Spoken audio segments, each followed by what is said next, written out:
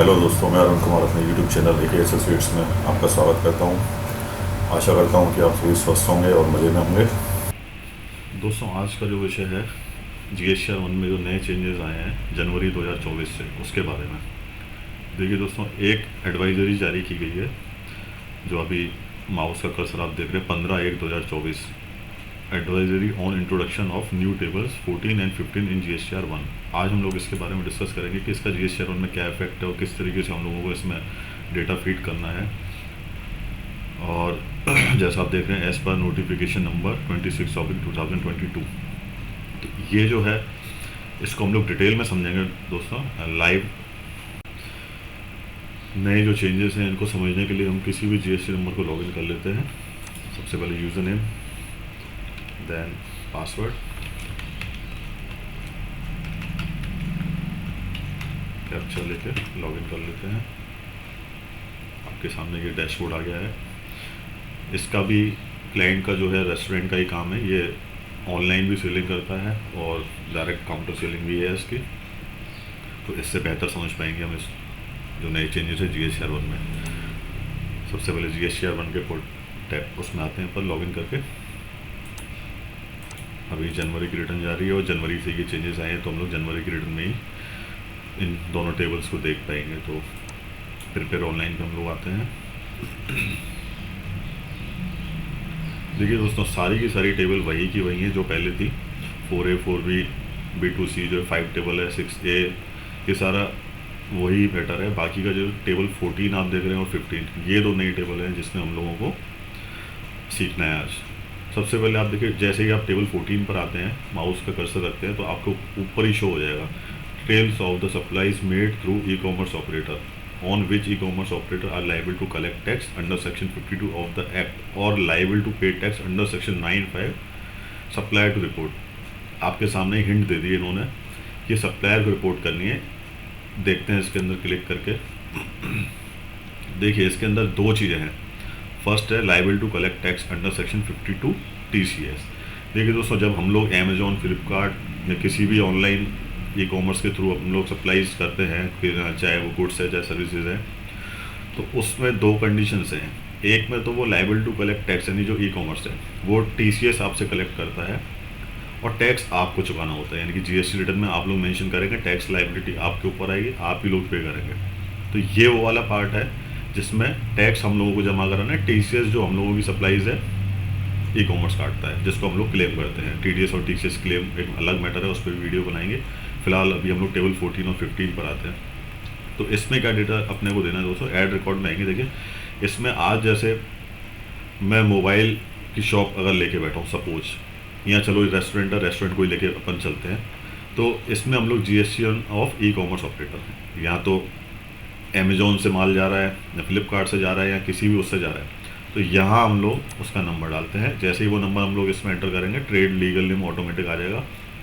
उसके बाद हम लोगों को यहाँ नेट वैल्यू ऑफ सप्लाईज डालनी है। नेट वैल्यू ऑफ सप्लाईज यानी कि हम लोगों ने जितना भी ई कॉमर्स के थ्रू सेल किया है पर्टिकुलर एक जीएसटी नंबर पर, यानी कि अगर अमेजोन का है तो उसका अलग डालना है, फ्लिपकार्ट का है तो अलग डालना है, मीशो का है तो उसका अलग डालना है। तो अभी हम लोग जैसे सपोज़ एक अमेजोन को लेकर चलते हैं, तो यहाँ अमेजोन का जीएसटी नंबर हम लोग ले लेंगे, यहाँ उसका लीगल नेम ऑटोमेटिक आ जाएगा और नेट वैल्यू ऑफ सप्लाईज। हम लोगों ने 1 लाख रुपये का माल अगर सप्लाई किया, सेल किया, और 20,000 का सपोज उसमें से रिटर्न आ जाता है, तो नेट वैल्यू जो हमने सप्लाई की रही वो 80,000 रुपये हम लोगों को इसमें नेट वैल्यू लेके चलनी है। उसके ऊपर जो भी टैक्स बनता है, IGST है तो IGST, CGST है तो सेंट्रल, स्टेट, ये सारा कुछ इसमें फीड करके हम लोग इसको सेव कर लेते हैं।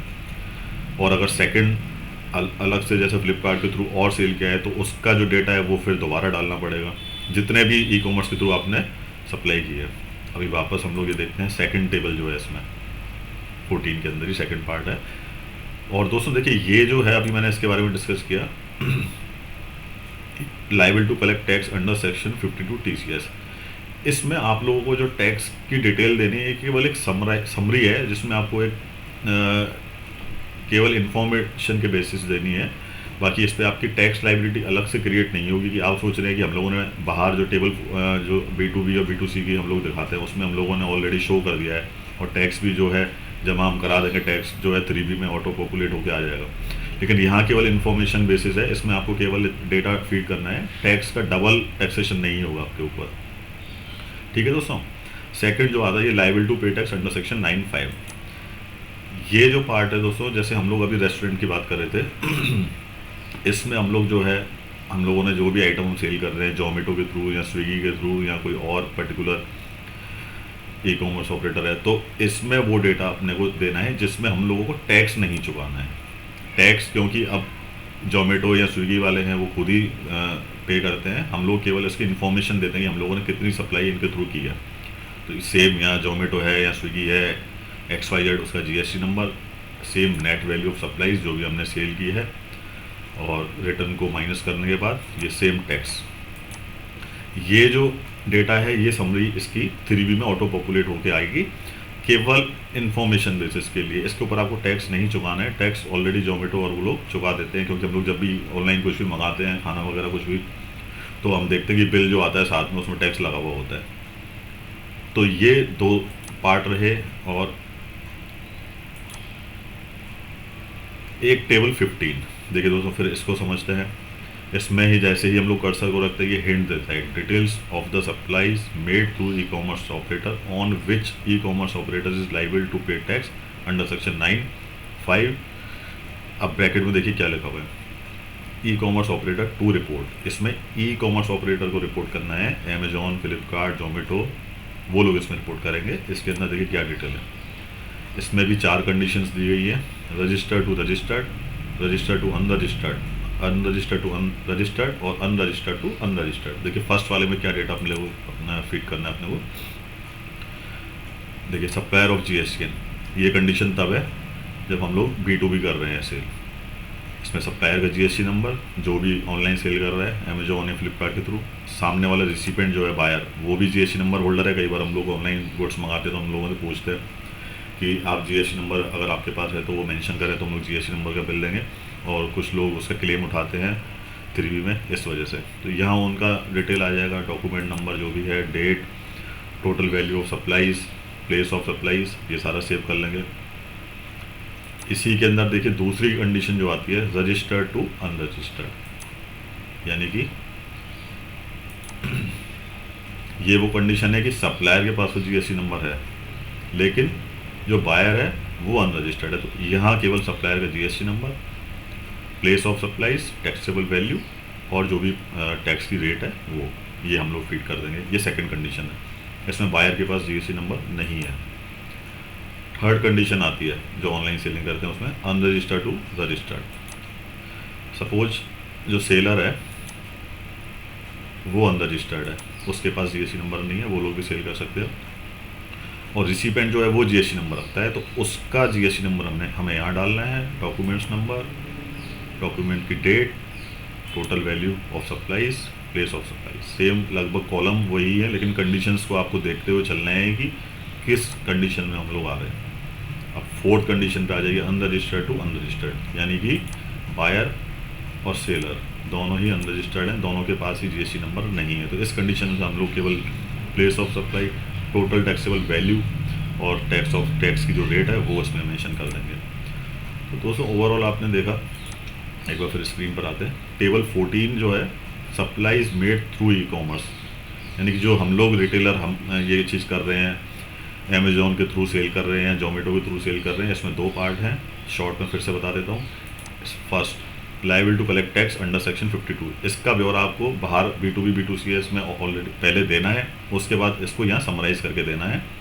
टैक्स डबल नहीं चुकाना है। 3B में केवल वो पार्ट आएगा जो B2B या B2C में आप लोगों ने दिखाया है, ये केवल इन्फॉर्मेशन बेसिस है, इसका कोई डबल टैक्सेशन नहीं होगा। Second, liable to pay tax under section 9(5), ये जोमेटो और स्विगी की कंडीशन में है, केवल इन्फॉर्मेशन देनी है, टैक्स नहीं चुकाना है, ना बाहर B2B B2C में ब्यौरा देना है। टेबल 15, सप्लाईज अंडर सेक्शन 9(5), ये ई कॉमर्स ऑपरेटर्स के जो हैं वो लोग इसमें डिटेल डालेंगे कि किस तरीके से सप्लाई हुई है, कि B2B टू B2B हुई है या B2C अनरजिस्टर्ड टू अनरजिस्टर्ड हुई, जैसे कि 4 कंडीशंस मैंने आपको भी बताई थी। देखिए दोस्तों इसका 3B पर क्या इफेक्ट आएगा, एक बार इसको भी देख लेते हैं हम लोग। देखिए दोस्तों ये जैसे कि 3.1, supplies notified under section 9(5) of the CGST act 2017, इसमें आते हैं। इसमें देखिए दो टेबल हैं 3.1.11 एंड सेकंड। इसमें आप देख रहे हैं फर्स्ट वाले में taxable supplies on which electronic commerce operator pay tax under section 95 to be furnished by electronic commerce operator. ये वो वाली कंडीशन है जो आप लोग 15 में देख रहे थे GST 1 में। वो लोग या टैक्सेबल वैल्यू उनके ऊपर जो भी टैक्स है वो लोग मेंशन करेंगे। और taxable supplies made by registered person through, ये वो पार्ट है दोस्तों जिसमें हम लोग जोमेटो के थ्रू सेल कर रहे हैं। तो ये ऑटो पॉपुलेट होकर आएगा टेबल 14 से कि जो सप्लाई आपने वहाँ डाली सेम वो उठ के यहाँ आ जाएगी। तो इस पर आपको टैक्स नहीं चुकाना है, ये केवल इन्फॉर्मेशन बेसिस ही है। ठीक है दोस्तों, तो आज के टॉपिक में हम लोगों ने देखा कि GSTR 1 में जो नए चेंजेस आए हैं जनवरी 2024 से, उसमें 2 टेबल ऐड की गई हैं, टेबल 14 और टेबल 15। उसको हम लोगों को किस तरीके से डेटा फीड करना है वो आज आप लोगों ने देखा। और आशा करता हूँ आपको ये वीडियो पसंद आई होगी। Thank you.